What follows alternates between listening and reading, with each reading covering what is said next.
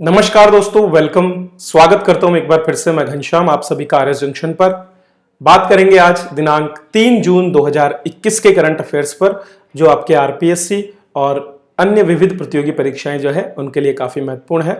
तो चलिए आज के दिन की शुरुआत करते हैं स्वामी विवेकानंद जी के इस महत्वपूर्ण कथन के साथ, जो प्रेरणादायी भी है और जो हमें निरंतर कर्तव्य पथ पर लगे रहने के लिए निर्देशित करता है। तो ये स्वामी विवेकानंद जी ने कहा है कि एक विचार लो, ठीक है। भगवान विवेकानंद जी कहते हैं एक विचार लो और इसे अपना जीवन बना लो, उसके बारे में सोचो, उसके सपने देखो, उस विचार को जियो, अपने मस्तिष्क, मांसपेशियों, नसों, शरीर के हर हिस्से को उस विचार में डूब जाने दो और बाकी सभी विचार को किनारे रख दो। यही सफल होने का तरीका है। मनुष्य एक विचारशील प्राणी है, एक विवेकशील प्राणी है और यही बात हमको पशुओं से अलग करती है। विवेकानंद जी कहते हैं कि मनुष्य को अलग अलग विचारों की ओर भटकने की बजाय अपना एक निश्चित विचार अपने मन में रखना चाहिए। चिंतन हमारा एक ही बिंदु पर केंद्रित होना चाहिए जिसे हम अपना लक्ष्य बना सकते हैं। इस प्रकार से बनाए गए उस लक्ष्य की प्राप्ति के लिए हमें अपने शरीर के प्रत्येक अंग को जो है लगा देना चाहिए, ताकि जीवन में हम सफलता प्राप्त कर सकें। तो असफल होने वाले लोगों को खास करके ये शिक्षा लेनी चाहिए कि जीवन में यदि हमें सफलता प्राप्त करनी है तो पहले हमें एकाग्रचित होना होगा, एक विचार विशेष पर अपने लक्ष्य को केंद्रित करना होगा और फिर उसके लिए जी जान से मेहनत करनी पड़ेगी। तो छात्र जीवन में निश्चित रूप से ये हमारे लिए एक प्रेरणादायी कथन है जिसको हमें अपने जीवन में उतारने की जरूरत है। चलिए तो दोस्तों, इसी के साथ शुरुआत करते हैं अपने इस कक्षा की। तो लाइक करना ना भूलें और अपने दोस्तों के साथ भी शेयर करें ताकि इनका लाभ उन्हें भी मिल सके।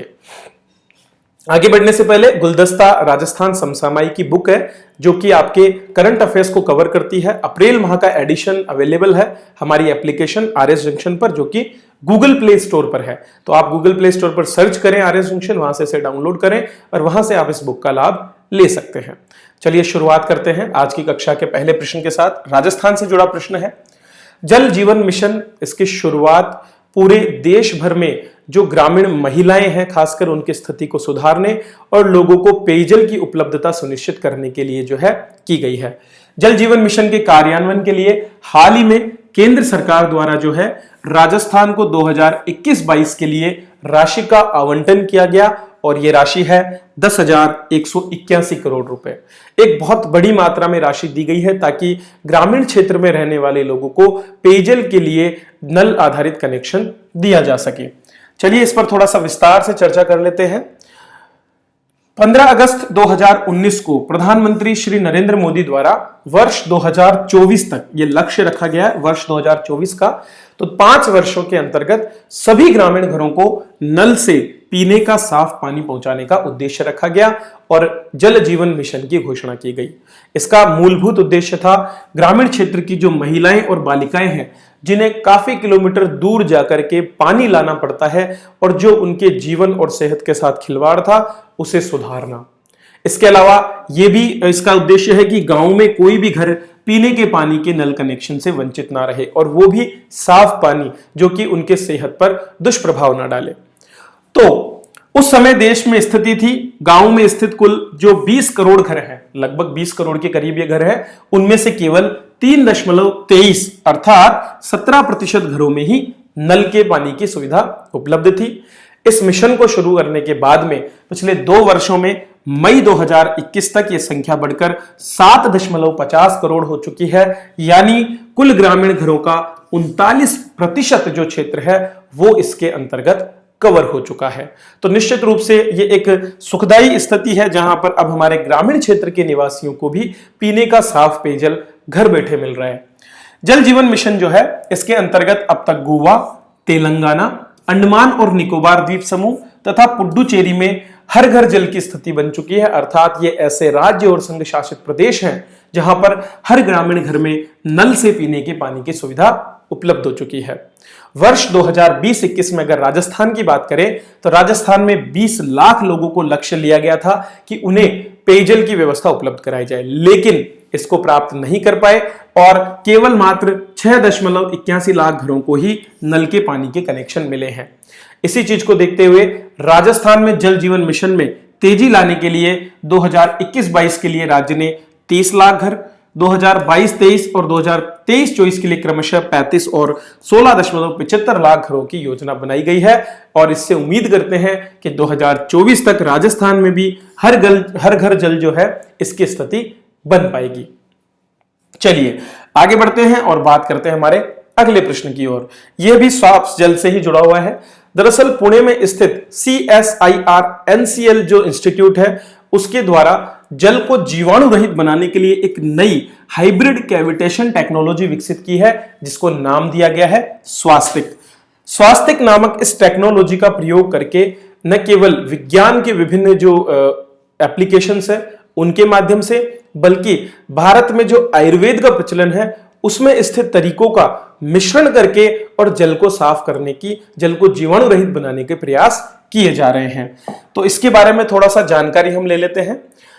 विज्ञान एवं प्रौद्योगिकी विभाग जो है उसके तहत ये CSIR NCL इंस्टीट्यूट है जिसके वैज्ञानिक है डॉक्टर VM भंडारी। उन्होंने अपनी टीम के साथ मिलकर के इस स्वास्तिक नामक एक नवीन हाइब्रिड टेक्नोलॉजी को विकसित किया है। हाइब्रिड इसलिए बोल रहे हैं क्योंकि ये आयुर्वेद और विज्ञान दोनों को सम्मिलित करता है।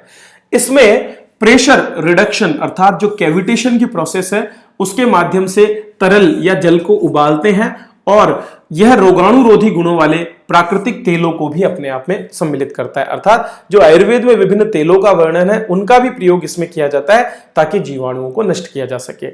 यह प्रौद्योगिकी किफायती रूप से अर्थात कम लागत पर रोगाणुरोधी सहिष्णु जीवाणु सहित नुकसानदायक जीवाणुओं को खत्म कर देती है। मतलब ऐसे रोगाणु जो कि सामान्य केमिकल से नष्ट नहीं होते हैं उनको भी खत्म करने की शक्ति रखता है।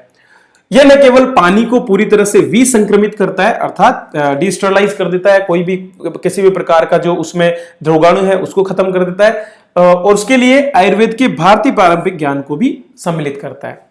और इसके साथ साथ जो प्राकृतिक तेल हैं उनके जो संभावित स्वास्थ्य लाभ, क्योंकि जब जल को इसके साथ गर्म किया जाता है तो उसके गुण भी उस पानी में आ जाते हैं जिससे कि लोगों को उससे मिलने वाले स्वास्थ्य लाभों का भी जो है फायदा मिलेगा। ये इसमें ध्यान रखा गया है। इसमें हाइड्रोनेमिक कैविटेशन तकनीक का प्रयोग किया जाता है और यह प्राकृतिक तेल और पादप रस के रूप में जो प्राकृतिक संसाधन है उनके साथ साथ केमिस्ट्री, बायोलॉजी और केमिकल इंजीनियरिंग दोनों को सम्मिलित करता है। इसका पूरा नाम है safe water and sustainable technology initiative from Indian knowledge base. Indian knowledge base क्या है? आयुर्वेद, और उसी के माध्यम से इसे किया जा रहा है। यह न केवल जल उपलब्ध कराएगा बल्कि इसके साथ साथ रोग प्रतिरोधक क्षमता को बढ़ाने का काम भी करेगा। तो जल के माध्यम से लोगों की रोग प्रतिरोधक क्षमता बढ़ाने के लिए यह स्वास्तिक नामक पहल शुरू की गई है जिसका लाभ आगामी दिनों में हमें मिल पाएगा। चलिए अगले प्रश्न की ओर बढ़ते हैं। दोस्तों, साइबर सुरक्षा वर्तमान में एक बहुत ही महत्वपूर्ण चुनौती है विभिन्न देशों के समय, क्योंकि बढ़ते डिजिटल ज्ञान की वजह से अब जो है इसमें खतरे भी बहुत से मौजूद हैं और इसीलिए हाल ही में एक संस्थान के साथ में मिलकर के एशिया प्रशांत सार्वजनिक क्षेत्र साइबर सुरक्षा कार्यकारी परिषद अर्थात एक एग्जीक्यूटिव काउंसिल जो कि साइबर सिक्योरिटी के फील्ड में काम करेगी और एशिया प्रशांत जो एशिया पैसिफिक एरिया है उसको कवर अप करेगी, वो माइक्रोसॉफ्ट के साथ शुरू की गई है। तो सार्वजनिक निजी भागीदारी के तहत विभिन्न देशों की सरकारें इसके साथ मिलकर इस परिषद में काम करने वाली है, जहां एक दूसरे से विभिन्न प्रकार की जानकारी साझा की जाएगी। माइक्रोसॉफ्ट ने एशिया प्रशांत सार्वजनिक क्षेत्र साइबर सुरक्षा कार्यकारी परिषद लॉन्च की है। इसे साइबर खतरों से निपटने और भाग लेने वाले देशों के बीच सर्वोत्तम प्रथाएं, जो सबसे बेस्ट मैकेनिज्म जो है उसको साझा करने के लिए एक मजबूत संचार चैनल, अर्थात वे आपस में एक दूसरे को अपने ज्ञान को प्रसारित कर सकें, उसको साझा कर सकें, उसे एक दूसरे के साथ में शेयर कर सकें, उसके लिए इसे लॉन्च किया है। चूंकि एशिया पैसिफिक एरिया है तो इसमें Indonesia, Korea, Brunei, Malaysia, Singapore, Philippines और थाईलैंड जैसे देशों के जो भी नीति निर्माता हैं और जो सरकारें हैं उनको सम्मिलित किया गया है। साइबर सुरक्षा में सार्वजनिक निजी भागीदारी में तेजी लाने और खतरे की खुफिया जानकारी साझा करने के उद्देश्य को यह परिषद साकार करने का प्रयास करेगी। हर 3 माह में इसकी वर्चुअल बैठक की जाएगी ताकि साइबर खतरे और संबंधित साइबर सुरक्षा प्रावधानों पर जो सूचनाएं हैं उनको एक दूसरे को शेयर किया जा सके। तो ये एक और इनिशिएटिव एशिया प्रशांत एरिया के लिए किया गया है। चलिए अगला प्रश्न देखते हैं। आईआईटी रोपड़ जो कि एक प्रमुख तकनीकी संस्थान है, उसके द्वारा हाल ही में इंटरनेट ऑफ थिंग्स पर आधारित एक उपकरण एम्बीटैग का निर्माण किया गया है। आपको बताना है इसका काम क्या है। तो एम्बीटेक एक प्रकार का उपकरण है जो रियल टाइम टेम्परेचर मॉनिटरिंग का काम करेगा। इसके माध्यम से जो हमारी फल और सब्जियां खराब हो जाती है उनकी बेहतर मॉनिटरिंग की जाएगी और तापमान बढ़ने की स्थिति में उन्हें बचाने के लिए प्रयास भी किए जा सकेंगे। तो इस पर थोड़ा सा जानकारी हम ले लेते हैं।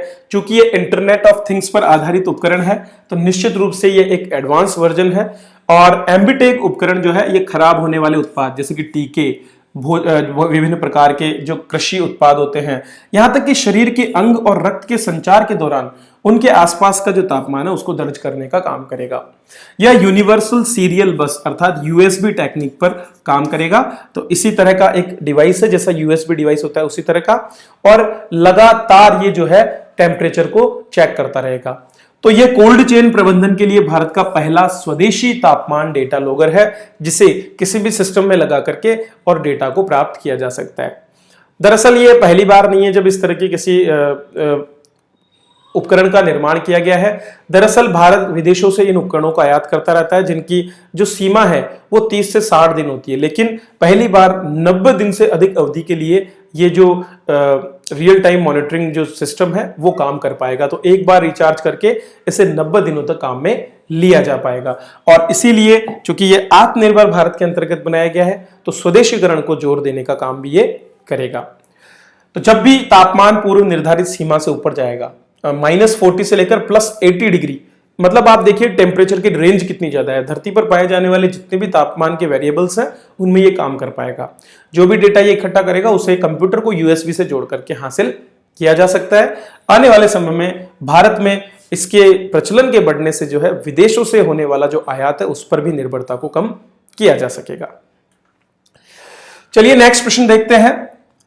हाल ही में एक राज्य ने जो है जिस प्रकार से केंद्र सरकार ने योजना आयोग की समाप्ति के बाद नीति आयोग को आगे बढ़ाया है, उसी तरह से एक स्टेट लेवल इंस्टीट्यूट की गठन की फॉर्मेशन की बात की है और वो राज्य है गोवा।